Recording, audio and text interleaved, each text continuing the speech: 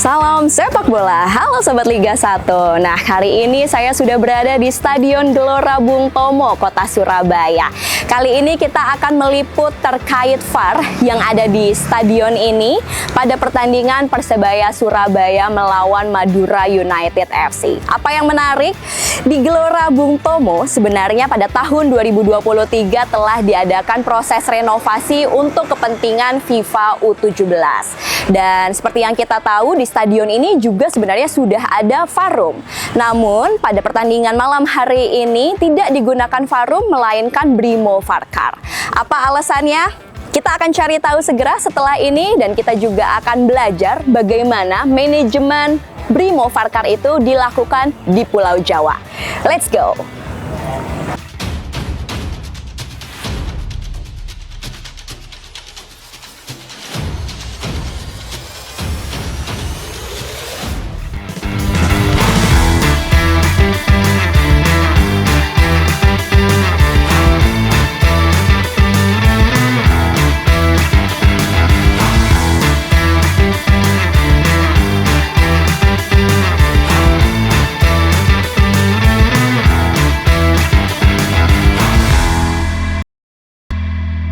Oke Sobat Liga 1, ini kita sudah berada di dalam Brimo VARCAR dan sudah ada Mas Dwi di sini. Halo Mas Dwi, apa kabar? Baik. Baik ya, Mas Dwi boleh kenalan dulu dong ke Sobat Liga 1, berperan sebagai apa sih di teknologi VAR ini? Oh, kalau saya di teknologi dari VAR ini saya berperan sebagai RO. Kebetulan hari ini berperan sebagai RO. Walaupun sebenarnya ROTG pun bisa. Jadi tapi di sini saya hari ini berperan sebagai RO. Oke, RO itu adalah replay operator. Betul, ya, baik. operator. Dan replay operator itu bertugas seperti apa, Mas Dwi? Kalau kita bertugas, kita biasanya adalah memberikan gambar kepada VAR, terutama ketika ada kejadian insiden-insiden yang membutuhkan siaran atau ulangan dari gambar dari kamera-kamera yang ada di lapangan. Oke, begitu. Kalau kita berbicara terkait Brimo VARCAR ini, yang ada di Pulau Jawa itu ada berapa nih, Mas? Sebenarnya kalau yang di Pulau Jawa itu hampir di semua stadion ada, tapi ada beberapa fan yang sedang di maintenance sama LIB sendiri supaya performnya lebih baik lagi gitu. Karena kemarin kebetulan ada yang mungkin ada gangguan tentang kelistrikan atau apa, tapi sudah diatasi sama. Jadi sudah di maintenance sama. Sudah diperbaiki ya, benar. begitu. Jadi kalau untuk si Brimo VARCAR yang kita gunakan pada malam hari ini diambilnya dari stadion mana nih, Mas? Oh, kalau ini perpindahan dari Semarang. Dari Semarang. Iya. Dan apakah memang selalu diambil dari Semarang atau bagaimana? Kebetulan kalau yang di Pulau Jawa itu bisa pindah sesuai dengan jadwal yang ditentukan sama LIB sendiri. Oke. Karena LIB sendiri yang menentukan perpindahan ini semua. Jadi setiap TG atau TG lokal pasti udah standby untuk ketika fan ini mau pindah, mereka langsung pindahkan. Langsung dipindahkan. Iya. Biasanya ini karena ini mendekati ada pertandingan Semarang, mungkin fan ini akan pindah ke Semarang dulu. Oke, jadi malam hari ini setelah pertandingan akan dikembalikan ke Semarang. Betul. Begitu ya. Oke, dan terkait manajemen pemindahan ini begitu Mas, itu apakah ada drivernya sendiri atau bagaimana mekanisme pemindahannya? Kalau untuk pemindahannya sendiri ada driver khusus sendiri yang memang biasa mengendarai ini. Jadi emang khusus untuk membawa ini dari satu stadion ke stadion lain selama di Pulau Jawa. Kalau biasanya kalau di luar pulau kayak di Ternate itu sudah ada fan yang standby terus di Ternate, terus ya sama di Pare-Pare itu juga standby terus. Jadi beberapa stadion sih memang sudah ada. Kalau yang di Pulau Jawa kebetulan mungkin bisa mundar-mandir karena hanya di Pulau Jawa. Apalagi dari aksesnya barangkali di Pulau Jawa juga Betul. lebih mudah ya Mas ya, dengan adanya tol begitu masih bisa ditempuh melalui darat begitu. Betul. Dan apakah kalau perpindahan si Farkar ini juga berkesinambungan dengan tugas Mas Dwi sendiri sebagai RO atau TG? Kebetulan pasti nanti LIB bakal ngontak ketika mungkin ada jeda match day atau apa. Biasanya ketika mau perpindahan, LIB sendiri akan menugaskan kita untuk mendampingi sebelum ini berangkat, memastikan semua sampai tujuan dengan selamat. Maksudnya ini kan banyak monitor nih. Ya, betul. Pasti kita kalau perpindahan kita selalu ringkes. Jadi selalu diberesin supaya ketika terjadi apapun di jalan, amit-amit itu jangan sampai kejadian. Walaupun sebenarnya kendaraan ini pun diasuransi ketika melakukan perjalanan dari misalnya dari Surabaya ke Semarang itu juga ada diasuransi. Iya, jadi kita pastikan aman ya, Ya, baik betul. itu mobilnya sendiri maupun alat-alat yang berada di dalam Betul. mobil begitu. Lalu kemudian Mas, kalau untuk perpindahan si Farkar ini biasanya apa perbedaan antara TG dan TG lokal? Jadi seperti yang kita ketahui barangkali TG lokal ini baru gitu ya Mas ya adanya begitu. Nah, itu bagaimana, apa perbedaannya? Sebenarnya sih nggak ada perbedaannya, cuma karena memang TG lokal tuh berarti cuma ada TG misalnya di Surabaya ada TG lokal karena emang dia stay di Surabaya gitu. Jadi memungkinkan untuk dia perpindahan misalnya ketika ini mau dipindahin ke Semarang, TG lokalnya datang untuk menyerah terimakan ini, plan ini untuk jalan ke Semarang, dan nanti di Semarang pun ada TG-nya lagi untuk menerima dari Surabaya. Oke, jadi mereka standby di Betul. kota yang memang mereka tugaskan begitu betul. ya. Apalagi sebagai warga lokal barangkali Ya. jadi lebih tahu medan juga gitu ya Ya. Mas ya. Nah, itu ada nggak Mas cerita-cerita terkait perpindahan si Farkar ini? Barangkali pernah mogok kah atau seperti apa? Mungkin boleh diceritakan ke Sobat Liga 1 yang paling menarik nih. Kalau selama ini sih alhamdulillah, maksudnya syukur juga selama perpindahan ini semuanya aman. Jadi ketika kita nerima perjalanan dari misalnya meninggalkan Surabaya terus diterima di Semarang dengan keadaan yang aman. Jadi jangan sampai sih Jangan kalau sampai ada, ya. jangan sampai ada apa-apa. Jangan sampai ada apa-apa. Atau barangkali ketika sudah ada di stadion begitu, ada yang pernah akhirnya tidak berfungsi, biasanya itu disebabkan oleh Farkarnya itu sendiri atau ada kendala lain Mas biasanya?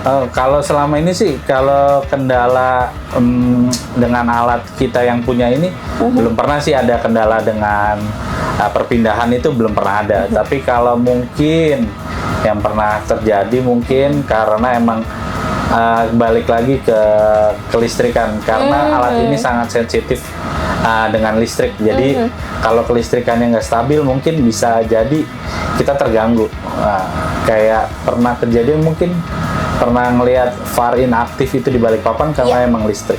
Oke, disebabkan Jadi oleh iya itu. karena dia menggunakan listrik stadion. Kita emang sangat minta kepada panpel lokal untuk menyediakan genset, sebisa mungkin genset, karena listrik stadion itu kan pasti jadi satu dengan semuanya ya, maksudnya dengan lampu stadion, dengan sound stadion, semuanya jadi satu. Jadi kita nggak bisa ngontrol gitu. Kalau kita genset, ketika ada masalah kita bisa ngontrol karena Betul. langsung larinya, oh ini gensetnya bermasalah, kita lari. Jadi hanya ada di satu genset tersebut Iya, betul. begitu ya. Lalu kemudian kalau kita kembali ke topik bagaimana Farkar itu dioperasikan di Pulau Jawa, ada nggak sih Mas perbedaan ketika Mas Dwi sebagai RO kan sudah bertugas di seluruh pulau barangkali ya di Indonesia. Bagaimana nih perbedaan Farkar atau mungkin VAR dioperasikan di Pulau Jawa dan di pulau-pulau lainnya? Kalau pengoperasian secara umumnya sama aja sih sebenarnya, cuma bedanya perjalanan aja. Bedanya perjalanan. Iya, perjalanan ketika kayak ke Parepare kita cuma bisa turun di Makassar. Sedangkan setelah dari Makassar kita masih ada perjalanan 3 jam lagi ke Parepare. Waduh, jauh Itu sekali ya. lumayan. Jauh sekali. Jadi ini pun juga sebenarnya VAR-nya kita kirim itu ke Parepare dan Iya. stay di sana gitu ya Iya, Mas betul. ya. Itu artinya Farkar yang ada di Pulau Jawa pun sudah kita kirim ke beberapa pulau lainnya gitu. Oke, dan sembari itu pun kita juga melengkapi adanya varum juga ya Mas ya. Benar. Nah, kalau kita kembali lagi juga, apa Mas perbedaan barangkali antara di varum maupun di varkar? Perbedaannya mungkin karena keterbatasan ruangan aja sih. Kalau di varum Lebih nyaman mana tuh Mas? Kalau sebenarnya lebih nyaman di stadion. Di stadion. Dia punya ruangan sendiri, dia aman. Jadi ketika kita instalasi kita nggak bingung harus memposisikan. Maksudnya sebenarnya kita nggak bingung, kita sudah biasa untuk memposisikannya. Tapi alangkah baiknya kalau sudah di stadion, standby. Ketika kita datang kita cuma ngecek sebentar gitu. Karena kalau ini kan kita kalau misalnya perpindahan kita pun harus ngecek semuanya kan, termasuk PC-PC-nya yang ada di dalam, servernya semuanya harus kita cekin benar-benar dia bekerja sesuai normal. Ya, jadi kalau di varum itu sendiri tadi kan sempat disampaikan varkar ini membutuhkan genset, Mas. Nah, kalau di varum apakah juga membutuhkan genset? Kebetulan kita itu selalu membutuhkan genset karena memang kita paling amat kelistrikan, ya itu tadi aku bilang. Karena kecuali mungkin ya ada status stadion atau stadion kayak di Bali itu pakai listrik stadion. Nah, itu mungkin kalau emang listriknya aman, dinyatakan bahwa listriknya VAR itu berdiri sendiri, mungkin kita mau. Oke, baik. Lalu kembali, ini Mas mungkin pertanyaan terakhir juga terkait driver. Ini kan mobil yang sangat besar sekali begitu ya Mas ya. Ini sepertinya juga lebih besar dari truk begitu. Nah ini drivernya mungkin Mas Dwi pernah tahu harus ada spesifikasi tertentu kah atau seperti apa? Karena kepercayaan untuk membawa mobil VAR ini kan juga tinggi gitu ya Mas ya. Belum lagi kalau mungkin nanti di perjalanan ada yang minta foto lah atau seperti apa gitu. Sebab varkar ini waktu di perjalanan pernah viral Mas. Wah ini varkarnya katanya udah ke Bandung gitu ya, di jalan tol ada yang fotoin gitu. Nah itu seperti apa Mas? Kalau drivernya sendiri ya memang ini kan kebetulan 6 roda, jadi kebetulan memang drivernya yang khusus untuk lisens untuk membawa truk ini. Oke, jadi SIM B ya, gitu ya. Kalau nggak salah itu SIM B1 kalau nggak salah. Nah ya itu dia harus sudah punya lisens juga. Terus sudah biasa, dia juga tahu bahwa yang dibawa ini adalah alat yang cukup mahal. Jadi kalau bisa dibawa seaman mungkin. Seaman mungkin, pokoknya sampai tujuan dengan selamat. Kita sih harapnya begitu. Oke. Kita nggak pernah ngeburu-buru driver karena kita juga tahu bahwa perjalanan ini lumayan, nggak bisa kenceng-kenceng juga, nggak bisa cepet-cepet juga. Jadi pokoknya yang penting sampai tujuan selamat. Oke, dan driver ini biasanya didampingi atau tidak Mas? Biasanya sih kalau mereka selalu bawa, maksudnya 2 orang ya. Jadi kalau misalnya Semarang atau ini ada 2 orang. Mungkin nggak tahu, mungkin karena pelan, nanti kalau ngantuk dia mungkin bisa ganti-gantian. Jadi bisa menemani atau bisa bergantian juga begitu ya. Oke, Mas, kalau misalkan ini pertandingan sekitar jam 7 malam nih di Stadion GBT pada malam hari ini, berarti varkar ini sudah diambil dari Semarang berapa hari sebelumnya Mas? Jadi kalau sebelum kemarin tuh berarti di -3. Di H-3 ya? H-3 sih, match day itu dia sudah standby di sini. Sudah standby. Kenapa Mas H-3? Karena H-2-nya nanti kita bakal, ROTG itu bakal ngecek tentang, ya ini tadi setelah perjalanan kita kan nggak tahu apa yang harus dicek, kita harus semuanya pastikan normal itu tadi. Baik, itu di H-2 ya? Ya, jadi sebisa mungkin dia datang di H-3 karena nanti di H-2 kita cekin semuanya. Lalu di H-1 apakah ada pengecekan lain? Kalau di H-1 kita ngecekin bersama HB sih sebenarnya, karena kan kalau di H-2 kita cuma ngecekin semua alat ini berjalan sesuai. Setelah itu baru kita di H-1 kita berhubungan sama HB, kita inputnya semua kamera apakah masuk semua, berjalan dengan normal. Ketika itu udah normal, di hari H match day biasanya kita selalu kalibrasi dan sebagainya itu di hari H begitu ya. Jadi Mas Dwi sebagai ROTG sendiri biasanya sudah datang ke stadion begitu ataupun ke kota tersebut H-2 pertandingan. Begitu ya Mas ya. H-2 pertandingan dicek, lalu H-1 ada proses bersama HB, di hari H ada kalibrasi dan siap digunakan begitu. Jadi nanti malam hari ini kita mungkin bisa melihat juga nih bagaimana perpindahan si Brimo Farkar ini Ya. dari Surabaya menuju ke Semarang. Berarti Mas Dwi nggak ikut ke Semarang ya? Nggak. Oke, nggak ikut ke Semarang, langsung pulang ke Jakarta ya Mas ya? Iya. Oke, bareng kalau gitu.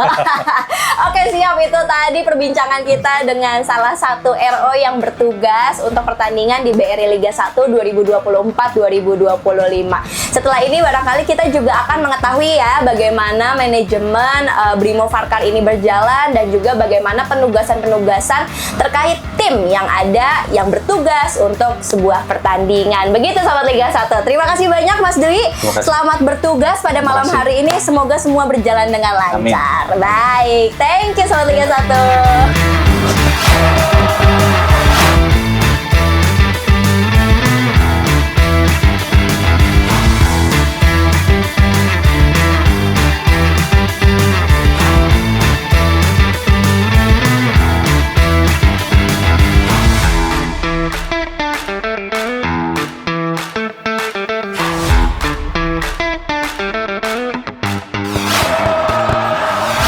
Oke Sobat Liga 1, kalau tadi kita sudah berbincang sedikit dengan RO yang bertugas pada pertandingan malam hari ini terkait bagaimana sih perpindahan VAR atau Brimo Farkar itu sendiri dari satu tempat ke tempat lain begitu. Nah kali ini kita mungkin sudah tidak asing lagi nih Sobat Liga 1 dengan Mas Ikrom selaku Football Technology dari Liga Indonesia Baru. Oke Mas Ikrom, apa kabar? Halo, Mbak Siva, apa kabar? Halo, baik. Mungkin boleh juga dong Sobat Liga 1 disapa dulu. Halo, Sobat Liga 1. Semoga semua baik-baik saja ya. Oke, ini pastinya Sobat Liga 1 terus menyaksikan pertandingan BRI Liga 1 2024-2025. Namun, yang barangkali Sobat Liga 1 juga ingin tahu nih, Mas Ikrom, terkait VAR itu sendiri ya.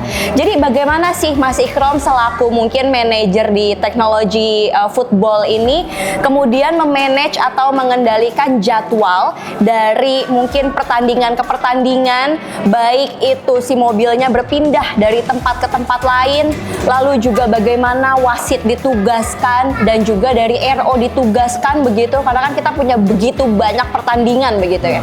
Mungkin Mas Ikrom bisa menjawab pertanyaan tersebut. Sebelumnya perlu diketahui bahwa VR ini adalah salah satu bagian dari football teknologi yang kita implementasikan di sepak bola kita Baik. Liga 1 saat ini. Jadi mungkin kedepannya sebenarnya akan ada banyak teknologi yang akan kita implementasikan. Hanya saja saat ini kita lebih fokus di penerapan VR. Kemudian menjawab pertanyaan Mbak Siva bagaimana memanage replay operator, kemudian wasit dan mobilnya juga. dan teknologinya. Untuk perwasitan saya kembalikan ke PSSI karena itu menjadi bagian dari PSSI. Untuk operator dan bagian teknologi itu menjadi bagian yang kami wadahi, kami memanage semuanya. Tentunya kami memanage bukan hanya sekedar memastikan bahwa alat-alat tersebut ada di lokasi pertandingan, tapi kita juga memastikan bahwa alat tersebut sehat sehingga alat tersebut siap digunakan. Jadi setiap pertandingan, setelah selesai pertandingan, di setiap venue pertandingan, masing-masing VAR akan dicek. Apakah alat tersebut bisa berfungsi, apakah sehat untuk kita gunakan di kedepannya begitu ya. Gitu. Nah, tentunya kita juga melihat jadwal dari pertandingan-pertandingan ke depannya. Contohnya mungkin saat ini mobil VAR akan digunakan di pertandingan di Surabaya. Di minggu depan mungkin mobil VR ini akan digunakan di Madura. Jadi kita akan memastikan bahwa semuanya itu aman sehingga mudah untuk digunakan oleh replay operator yang bertugas dan penerapan VR dapat kita pastikan di seluruh pertandingan. Oke, jadi kalau terkait replay operator itu ada penjadwalannya sendiri ya, karena mungkin bagi Sobat Liga 1 yang belum mengetahui juga barangkali ada nomor urut nih Mas Ikrom gitu. Saya sempat melihat komen, oh ini barangkali antara wasit, replay operator itu ada urutannya begitu. Oke, mungkin di minggu ini bertugas, minggu depan bertugas. Nah itu apakah betul seperti itu? Kalau untuk replay operator, kita nggak ada memberikan apakah ini gantian nggak. Kita tetap seperti perwasitan, kita melihat penilaian berdasarkan Jadi berdasarkan penilaian. bagaimana Nah, ini dia bisa membantu wasit VR di ruangan VR itu. Jadi kita menilai dari sisi bagaimana mereka operate, kemudian bagaimana mereka berkomunikasi dengan panpel, bagaimana mereka berkomunikasi dengan wasit, dengan kita LIB, bagaimana mereka melakukan laporan dan lain-lain. Jadi dari situ kita dapat menilai masing-masing replay operator sehingga kita bisa menugaskan kembali apakah operator tersebut layak untuk kita tugaskan di pertandingan selanjutnya. baik. Dan tentunya kita juga mempertimbangkan terkait jarak ya Mbak Sipa. Contohnya mungkin untuk pertandingan di wilayah Sumatera yang di wilayah Barat itu kita nggak mungkin nugasin dari Bali Bali, karena gitu ya. memakan waktu lebih lama. Jadi kita mencari waktu yang efektif sehingga replay operator dapat siap ketika ditugaskan. Baik, jadi ada kategori penilaian itu tadi, yang mana penilaiannya itu pun dari berbagai aspek begitu ya Mas Ikram. Lalu yang kedua kita melihat jarak tempuhnya juga begitu. Betul. Jadi sependapat yang saya ketahui, replay operator itu pun juga tersebar di seluruh Indonesia begitu Mas Ikram. Betul Mbak Sipa, kita saat ini untuk Liga 1 kita punya 15 replay operator yang tersebar dari wilayah barat sampai wilayah timur. Baik, begitu. Nah, tadi juga sempat ada pertanyaan nih Mas Ikram, apa sih perbedaan barangkali mungkin dari perspektif Mas Ikram ada dari VAR yang ada di Pulau Jawa dan yang di pulau-pulau lain? Karena sebagaimana yang kita ketahui juga, paling banyak pertandingan ini kan diadakannya di Pulau Jawa begitu ya Mas Ikram ya. Nah, ini apakah ada perbedaan dari VAR yang ada di Pulau Jawa maupun di pulau-pulau lainnya? Mungkin bicara ketika penerapan VAR di Pulau Jawa dan di luar Pulau Jawa, sebenarnya di luar Pulau Jawa mungkin kekurangannya adalah ya kita tahu bahwa Indonesia ini adalah negara kepulauan. Betul. Jadi perlu kita sadari juga bahwa karena negara kita negara kepulauan, jadi tingkat kelembaban udaranya itu cukup tinggi, Mbak. Sehingga kita akan meninggalkan satu mobil di masing-masing lokasi yang ada di luar Pulau Jawa. Jadi nggak bisa kita banyak gerak, karena kalau banyak gerak kita khawatir alat-alat kita akan rusak. Sehingga untuk klub-klub yang berada di luar Jawa, itu kita pastikan bahwa mereka kita titipkan satu VAR di sana. Nah, untuk yang berada di Pulau Jawa, sebenarnya nilai plusnya adalah di Pulau Jawa ini bisa saling bergantian, bisa saling backup. Jadi contohnya misal ketika ada masalah dengan VAR di Surabaya, kita bisa pinjam VR yang ada di Semarang, atau kita ambil yang ada di Solo, yang ada di ruangan kita bongkar, kita masukin ke sini. Jadi untuk di Pulau Jawa kita punya opsi-opsi untuk memudahkan kita. Baik, opsinya lebih banyak begitu ya. Nah, lalu kemudian dengar-dengar katanya di Liga 2 pun kita musim depan akan ada uji coba barangkali terkait VAR begitu ya. Barangkali kemarin di semifinal maupun di final sudah kita terapkan juga nih. Berarti ini akan semakin banyak teknologi VAR itu sendiri yang akan digunakan atau mekanismenya seperti apa, Mas Ikram? Ya, alhamdulillah ya kita sudah berhasil menerapkan VR di final Liga 2 musim ini, Ya. teman-teman semua. Jadi dan itu mungkin akan menjadi pertimbangan dari direksi maupun PSSI untuk melanjutkan menerapkan VR di Liga 2. Jadi pun juga sebenarnya di Liga 2 banyak juga tim-tim yang berkompetisi di Pulau Jawa begitu ya. Nah, ini nanti untuk alat-alatnya sendiri, apakah kita masih menggunakan alat-alatnya sekarang atau akan menambah seperti apa? Ya, harapannya kita akan menambah alat karena dengan bertambahnya jumlah klub, maksud saya adalah Jumlah klub Liga 2, pertandingan begitu ya? pertandingan bertambah, artinya kita harus menambah alat yang harus kita gunakan. Kita lihat aja musim depan. Baik, dan harapannya juga makin banyak stadion yang sudah memiliki VAR room begitu ya. Betul. Nah, ini kan di GBT hari ini kita sedang ada pertandingan Persebaya melawan Madura United. Kenapa ini hari ini kita menggunakan VAR card dan tidak menggunakan VAR room yang ada di GBT? Ya, teman-teman semua mungkin sudah tahu bahwa saat ini di hari ini, di bulan April ini kita sedang melaksanakan training VR, VR baru, kemudian operator baru sedang kita training. Kita tujuan kita adalah menambah jumlah replay operator, Ya. kemudian dari PSSI juga yang menambah jumlah wasit yang tersertifikasi VAR, sehingga alat yang biasa digunakan di Surabaya ini kita pergunakan untuk training di Jakarta. Ya karena itu tadi di Pulau Jawa kita banyak opsi yang bisa saling melengkapi berbagai pertandingan. Jadi yang diambil adalah opsinya dari GBT ini begitu ya. Tapi nantinya juga akan kita kembalikan kembali ya begitu. Oke siap. Itu tadi perbincangan kita dari Mas Ikrom selaku Football Technology Manager dari Liga Indonesia. Jadi kita sudah tahu nih Sobat Liga 1 bahwasanya untuk manajemen, untuk penjadwalan wasit berada di PSSI, namun selebihnya itu dikelola oleh Liga Indonesia juga sebagai operator sepak bola di Indonesia. Oke Sobat Liga 1, terima kasih banyak Mas Ikrom. Ini kita sedang half time, kita akan lanjutkan pertandingan lagi. Seru banget ya pertandingan hari ini. Jadi Sobat Liga 1 juga jangan lupa untuk terus menyaksikan pertandingan BRI Liga 1 2024-2025 tentunya hanya di Liga 1. Dan akhir kata, kita boleh salam sepak bola bersama Boleh, ya. boleh. Oke, Sobat Liga 1, salam sepak bola.